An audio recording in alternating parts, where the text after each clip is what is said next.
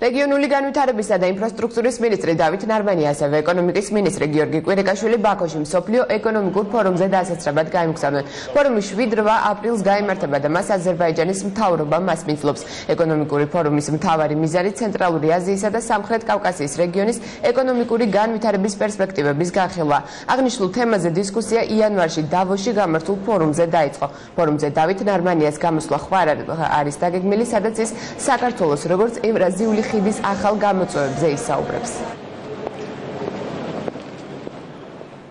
ჩემი მოხსენება კონკრეტულად დაკავშირებულია ტრანზიტის განვითარებასთან დაკავშირებულ და ხელშემწყობ ინფრასტრუქტურას, მათ შორის განსაკუთრებული აქცენტი იქნება გაკეთებული ავტომაგისტრალის მშენებლობასთან დაკავშირებულ სამუშაოებზე, რამაც ტრანზიტის განვითარებას უნდა შეუწყოს ხელი. მსოფლიო ეკონომიკური ფორუმის უკანასკნელი ინდექსის მიხედვით საქართველოს ინფრასტრუქტურის თვალსაზრისით 57 ადგილია, კონკრეტულად გზების მდგომარეობის თვალსაზრისით 56 ადგილია და ჩვენი უმთავრესი ამოცანა გავაუმჯობესოთ ინფრასტრუქტურის მდგომარეობა. გეგმავთ რამოდენიმე შეხვედრას როგორც ხელისუფლების, ასევე ბიზნესის წარმომადგენლებთან.